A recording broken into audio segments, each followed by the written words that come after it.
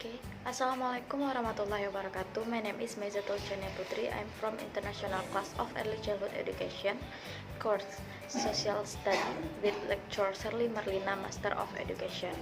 Well, here I will explain about the plan for implementing daily learning from home. Rencana pelaksanaan pembelajaran harian belajar dari rumah atau RPPHBDR TK Harapan Ibu tahun ajaran 2020-2021 semester 1 minggu ke-12 hari Rabu tanggal 25 November 2020, kelompok B usia 5-6 tahun, tema binatang, subtema binatang ternak dan sub-subtema bebek. Alokasi waktu yang digunakan pada RPPHBDR ini adalah 150 menit.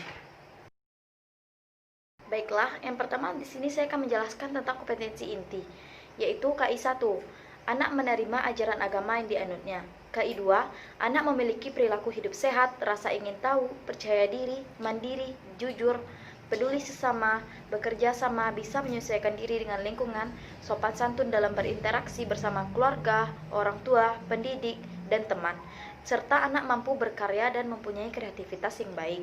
KI 3, anak mampu mengenali diri sendiri, orang tua, kelompok, pendidik, lingkungan sekitar anak, teman-teman, teknologi, seni, budaya di rumah maupun di sekolah melalui pengamatan dengan indera anak seperti melihat, mendengar, merasa, menghirup, meraba, serta mengumpulkan informasi seperti bertanya dan berkomunikasi melalui bermain. KI 4 yaitu anak mampu menunjukkan yang diketahuinya, yang dirasakan, dibutuhkan serta difikirkan melalui kegiatan musik, gerakan, bahasa dan karya secara produktif dan kreatif, serta anak mampu menunjukkan bahwa anak mempunyai perilaku yang mulia. Baiklah, selanjutnya saya akan menjelaskan tentang kompetensi dasar pada RPPHBDR ini. Yang pertama, 3.1 sampai 4.1 yaitu anak mengetahui kegiatan beribadah sehari-hari. Ini termasuk dalam aspek nilai agama dan moral. Yang kedua, 3.3 sampai 4.3 yaitu anak mengetahui segala anggota tubuh, fungsi dan gerakannya untuk mengembangkan fisik dan motorik kasar anak. Ini termasuk dalam aspek fisik motorik. Yang ketiga yaitu 3.9 sampai 4.9, anak mengetahui teknologi yang sederhana seperti alat-alat rumah tangga, alat bermain dan alat pertukangan. Ini termasuk dalam aspek kognitif. Selanjutnya 3.10 sampai 4.10, anak bisa melaksanakan segala perintah sesuai yang diperintahkan. Ini termasuk dalam aspek bahasa. Yang kelima, 2.5, yaitu anak mampu berani menampilkan diri di depan orang tua, guru pendidik, teman, dan lingkungan sekitar anak. Ini termasuk dalam aspek sosial emosional.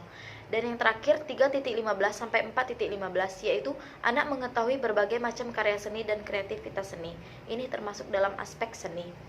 Adapun strategi pembelajaran yang saya gunakan pada RPPHBDR ini yaitu Scientific, TPACK, dan HOTS.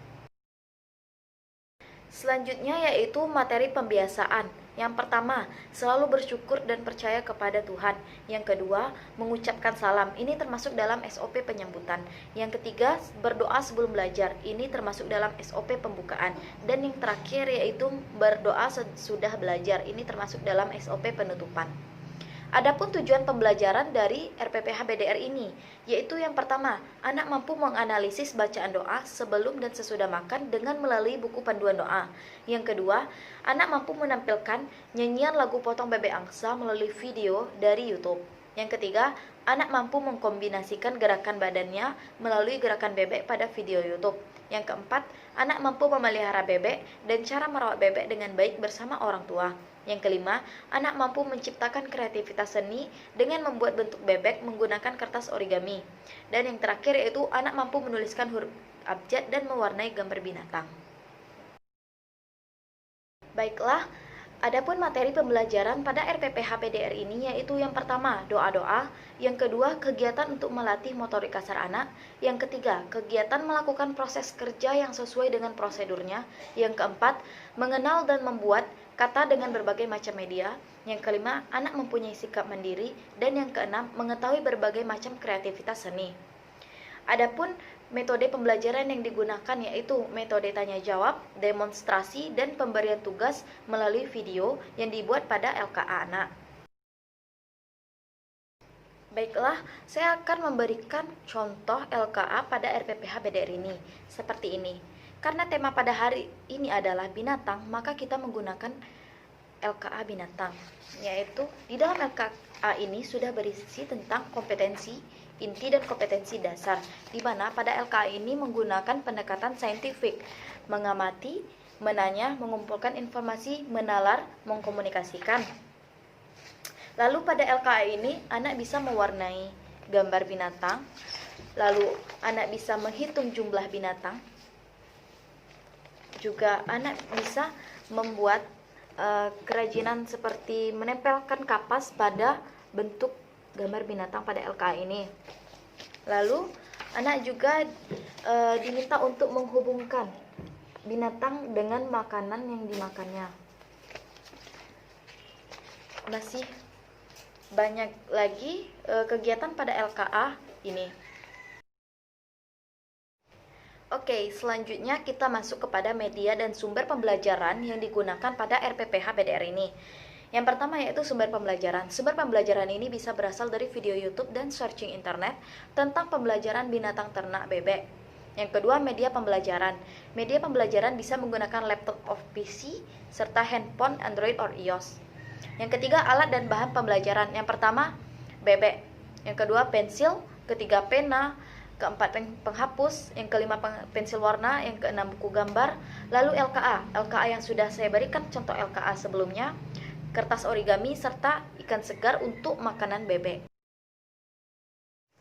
Baiklah, kita masuk kepada kegiatannya, yang dimana ada terdiri dari kegiatan pembukaan, kegiatan inti, dan kegiatan penutup. Kita masuk yang pertama yaitu kegiatan pembukaan, di mana kegiatan pembukaan ini berlangsung selama 30 menit, yang berisi membaca salam dan doa sebelum memulai belajar. Yang kedua, berbagi pembelajaran dan bertanya terkait tema pembelajaran hari ini melalui virtual, bisa melalui video call WhatsApp, Zoom, Google Meet, dan lain-lain. Ini termasuk strategi TPACK. Yang ketiga yaitu anak mengucapkan doa sebelum dan sesudah makan. Yang keempat, anak menyanyikan lagu potong bebek angsa. Dan yang kelima yaitu anak menggerakkan tubuh dengan meniru gerakan bebek yang telah dicontohkan oleh guru. Yang kedua, yaitu kegiatan inti, di mana kegiatan inti ini berlangsung selama 90 menit. Yang pertama, anak mengamati. Guru mengajak anak untuk mengamati segala hal yang bersangkutan dengan bebek dengan cara searching di Google. Yang kedua, anak bertanya. Guru memberikan anak kesempatan untuk bertanya bersangkutan dengan bebek seperti mengapa kita harus berternak bebek, mengapa bebek jalannya berbaris, dan bagaimana memberikan makan bebek. Yang ketiga yaitu anak mengumpulkan informasi. Guru membiarkan anak mengumpulkan informasi dengan memberikan dukungan dan menceritakan terkait dengan bebek melalui tayangan video yang dikirimkan lewat WhatsApp group. Selanjutnya yaitu anak menalar, di mana anak bisa menggunakan cerita yang berasal dari buku cerita agar bisa menyusun cerita tentang bebek tersebut. Dan yang terakhir yaitu anak mengkomunikasikan, di mana yaitu anak merawat bebek dan memberikan makan bebek bersama orang tua di rumah dan didokumentasikan berupa foto dan video kegiatan tersebut. Yang kedua, anak membuat bentuk bebek dengan kertas origami dan dikomentasikan juga. Dan yang terakhir, anak mampu menuliskan huruf abjad dan menggambar bebek serta mewarnai bebek dan didokumentasikan melalui foto dan video. Dan yang terakhir yaitu penutupan, di mana penutupan ini berlangsung selama 30 menit yang berisi tanya jawab pada kegiatan BDR belajar dari rumah pada hari ini. Yang kedua, berisi tentang pesan-pesan yang merupakan himbauan supaya tetap mematuhi protokol kesehatan seperti mencuci tangan, memakai masker, menjaga jarak, dan membudayakan hidup sehat dan bersih. Dan yang terakhir yaitu doa sesudah belajar dan mengucapkan salam. Baiklah, di sini saya juga melampirkan pengembangan bahan ajar pada RPPH PDR ini, di mana yang pertama berisi kegiatan awal, yaitu menyapa anak dengan cara mengucapkan salam. Assalamualaikum warahmatullahi wabarakatuh. Yang kedua, membaca doa sebelum belajar. 3.1 sampai 4.1 yaitu mengetahui kegiatan beribadah sehari-hari, di mana ini termasuk aspek nilai agama dan moral. Kegiatannya yaitu mengucapkan doa sebelum dan sesudah makan. 2.5 mampu berani menampilkan diri di depan orang tua, guru pendidik, teman, dan lingkungan sekitar. Ini termasuk aspek sosial emosional, di mana kegiatannya yaitu menyanyikan lagu potong bebek angsa di depan guru dan orang tua. Selanjutnya yaitu 3.3 sampai 4.3. Mengetahui anggota tubuh, fungsi dan gerakannya untuk mengembangkan fisik dan motorik kasar anak. Ini termasuk dalam aspek fisik motorik, di mana kegiatannya yaitu menirukan gerakan bebek berjalan di depan guru sambil menggerakkan anggota tubuh dan melatih motorik kasar anak. Di sini guru diminta untuk mempraktekkan kepada anak gerakan bebek berjalan melalui video yang dikirimkan melalui WhatsApp group kepada anak di rumah. Yang kedua, anak diharuskan untuk menirukan gerakan bebek berjalan yang telah dipraktekkan oleh guru melalui tayangan video. Dan yang ketiga yaitu orang tua memvideokan anak melakukan kegiatan tersebut dan dikirimkan kepada guru melalui WhatsApp. Selanjutnya yaitu kita masuk pada kegiatan inti, di mana di sini 3.9 sampai 4.9 yaitu mengetahui teknologi yang sederhana seperti alat-alat rumah tangga, alat bermain dan alat pertukangan, di mana ini termasuk dalam aspek kognitif. Kegiatannya yaitu merawat kandang bebek dan memberikan makan bebek. Di sini anak diminta untuk mengelompokkan bebek berdasarkan ukurannya untuk mencegah bebek yang besar menyakiti bebek yang kecil dengan bimbingan orang tua. Yang kedua, menempatkan bebek pada kandang yang lebih bersih. Yang ketiga, membersihkan kandang bebek dengan rutin. Yang keempat, memastikan bahwa bebek tidak kekurangan makanan dan minuman. Makanan yang bisa diberikan kepada bebek yaitu berupa ikan segar. Dan yang terakhir yaitu mengobati bebek jika terkena penyakit.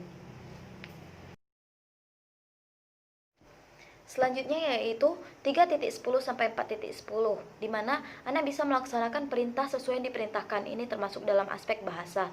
Kegiatan yang dilakukan yaitu menuliskan huruf abjad dan mewarnai gambar binatang. Selanjutnya yaitu 3.15 sampai 4.15, yaitu anak mengetahui berbagai macam karya seni dan kreativitas seni. Ini termasuk dalam aspek seni, di mana kegiatannya yaitu membuat bentuk bebek dengan kertas origami. Bahan-bahannya kertas origami, pena, dan cara membuatnya bisa dipandu melalui tayangan video yang telah diberikan guru melalui WhatsApp group dan dengan bimbingan orang tua di rumah. Oke, selanjutnya kita masuk kepada kegiatan penutup, di mana berisi tentang yang pertama, anak dan guru berbagi pembelajaran dan pertanyaan tentang tema pada hari ini. Seperti guru bertanya kepada anak, "Anak-anak, hari ini kita sudah mempelajari tentang bebek dan cara merawat bebek, membuat kerajinan origami membentuk bebek. Jadi, bagaimana perasaan anak-anak ibu setelah mengerjakan kegiatan tersebut bersama ayah dan ibu di rumah?" Pertanyaan yang kedua bisa berupa, "Apa makanan yang anak ibu berikan kepada bebek tadi?" Pertanyaan yang ketiga yaitu, "Apakah menyenangkan membuat bebek dalam bentuk kertas origami?" Selanjutnya yaitu berdoa sesudah belajar. Dan yang terakhir mengucapkan salam.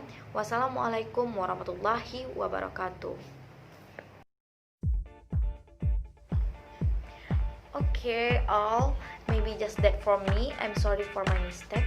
Wassalamualaikum warahmatullahi wabarakatuh.